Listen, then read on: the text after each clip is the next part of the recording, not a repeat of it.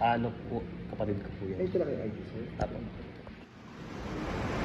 And guys, tagumpay tayo. Nakuha natin yung ID, yung wallet ni GM dun sa Binondo Church, sa Lost and Found. And sobrang nagagamit nung na-utilize yung mga ganong office nila. That's why maganda na sa bawat barangay may ganon, no? So thank you ulit sa Binondo Church, Lost and Found, sa parish office nila. Thank you Sir Mark sa pag-assist, no, para mabalik yung nahulog ng kapatid ko na wallet niya last week.